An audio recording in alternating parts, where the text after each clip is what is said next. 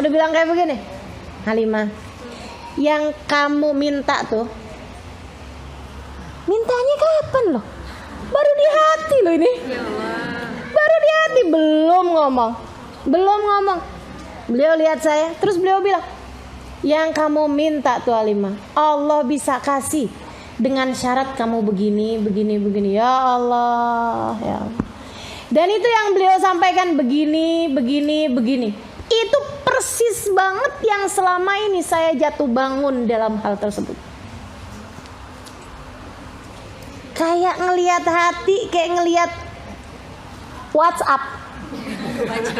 Kayak kita ngebaca WhatsApp tuh, ngeliatin hati kita. Ya Allah, maka udah serem setengah mati dah kalau ketemu mereka itu.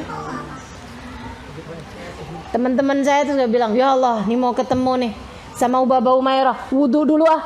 Saya bilang enggak, saya malah nggak mau wudu dulu. Biar sekalian aja Ubabah lihat jelek-jeleknya, biar bisa dibenerin. Kan begitu, teman-teman saya sekalian.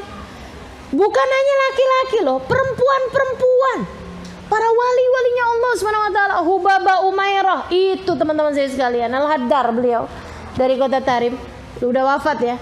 Beliau ini teman-teman saya sekalian sampai pernah dapat tasbih dari dalam makomnya Sayyidina Syekh Bakar bin Salim. Jadi beliau diminta sama Syekh Bakar bin Salim buat pergi ke makomnya. Dia bilang, saya kasih kamu tasbih. Gak tahu tuh di mana tasbihnya. Dia datang ke makomnya Sayyidina Syekh Bakar bin Salim, ngambil tasbih itu. Tasbih dari Sayyidina Syekh Bakar bin Salim. Masya Allah, Masya Allah. Padahal Sayyidina Syekh Bakar bin Salim udah wafat berapa tahun yang lalu, dan itu kakek beliau.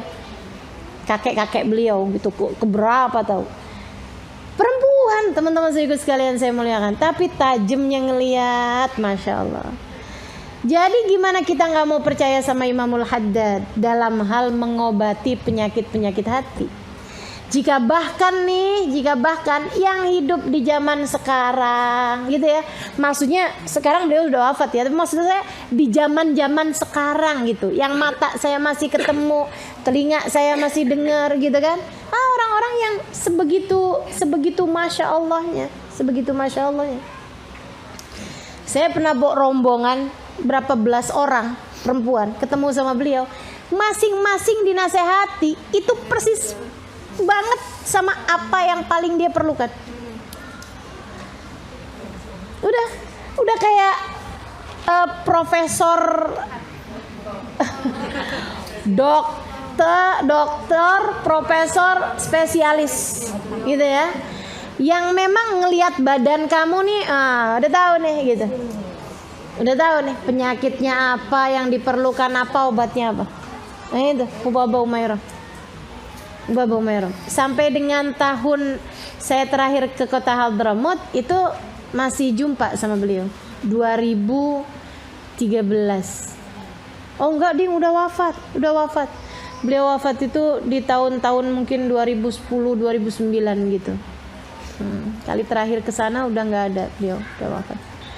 Tahun-tahun sebelumnya tuh teman-teman saya sekalian, tiap datang saya bawa tuh, sengajain pokoknya ada satu sesi di mana semuanya perlu untuk diobati sama Ubaba Umairah.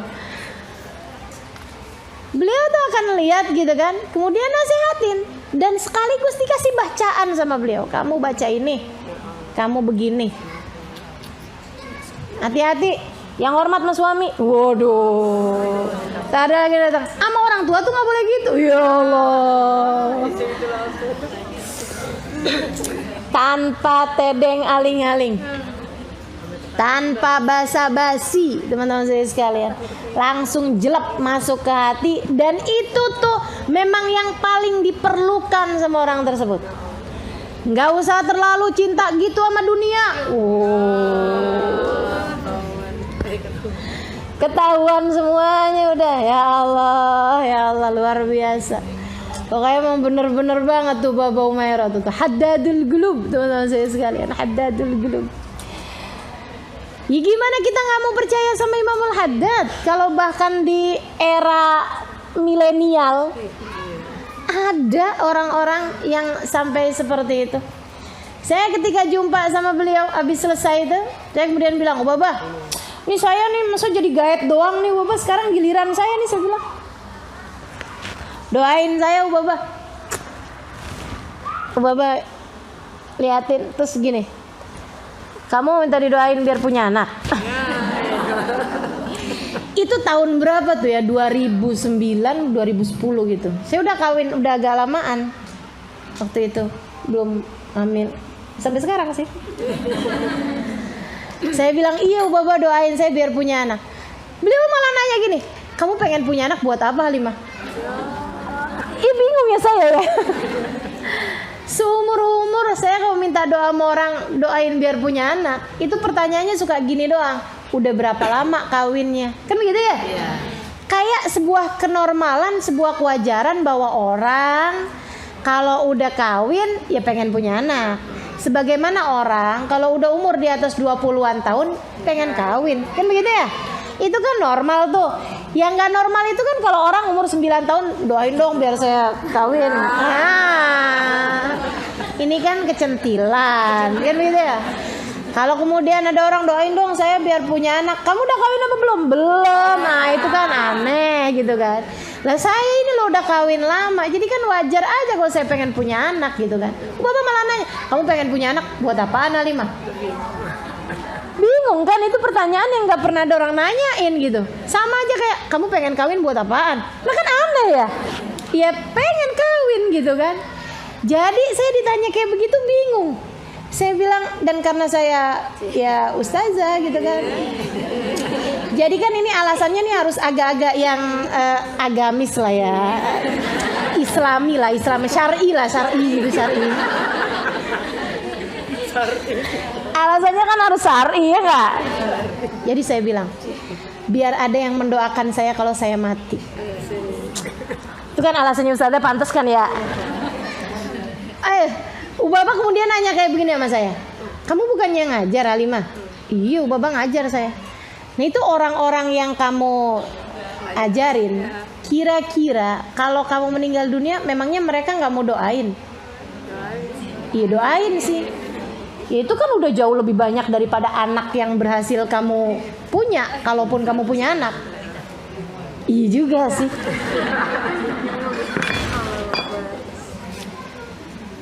Jadi buat apa Halimah? Saya bilang biar ada yang nerusin. Masih agama nih, masih syar'i nih. Biar ada yang nerusin kalau saya meninggal dunia nanti.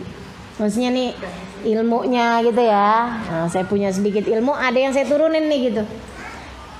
Biar dia nanti kalau saya meninggal dunia, biar dia bisa lanjutin gitu. Beliau bilang, memangnya orang-orang yang kamu ajarin selama ini gak bisa nerusin gitu? Lagian kan kamu bisa nulis buku. Nah itu kan juga jadi penerus. Kalau kamu meninggal kan jadi baqiyatus shalihat. Al-baqiyatus shalihat, yang kata Allah khairun inda rabbika thawaban wa khairun amala. Wal baqiyatus shalihatu, dan peninggalan-peninggalan yang bagus. Tuh mesti kita pikirin nih, apa nih baqiyatus shalihat kita nih? Peninggalan-peninggalan yang baki. Nah, peninggalan itu yang kekal. Kita kan bakalan mati nih. Nah, kita kalau mati nih kan ninggalin sesuatu nih. Iya enggak? Apa nih yang kita tinggalin? Harus as-shalihat. Harus peninggalan-peninggalan yang bagus.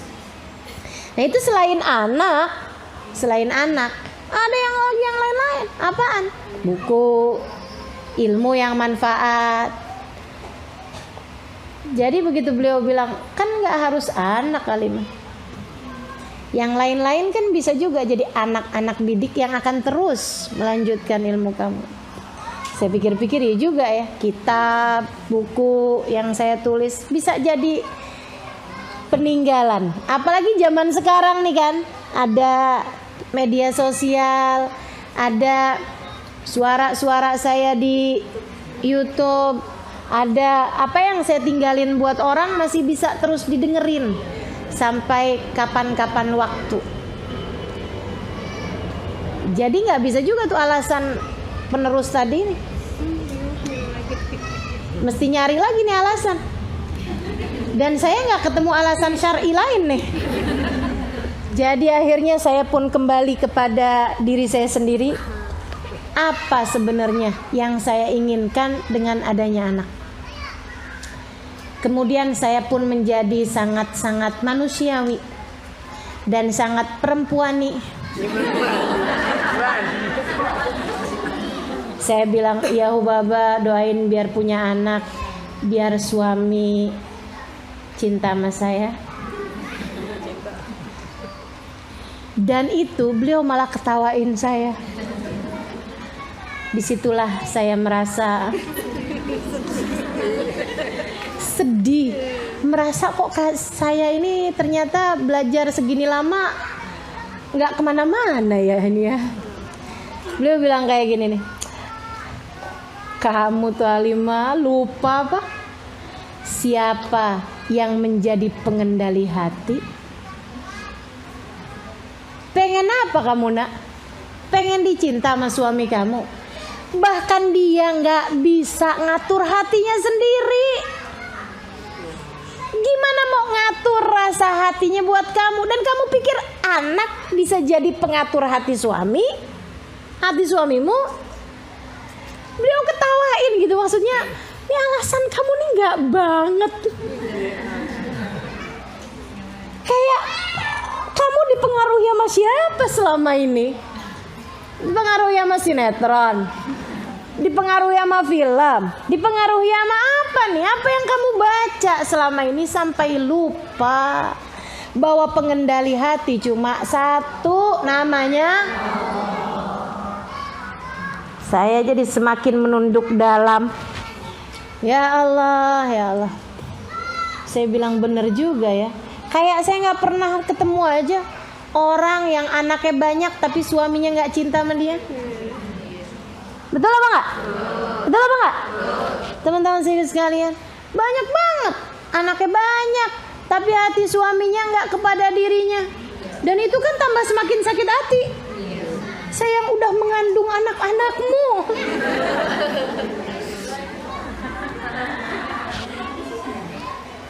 Sampai pernah gitu kan, ada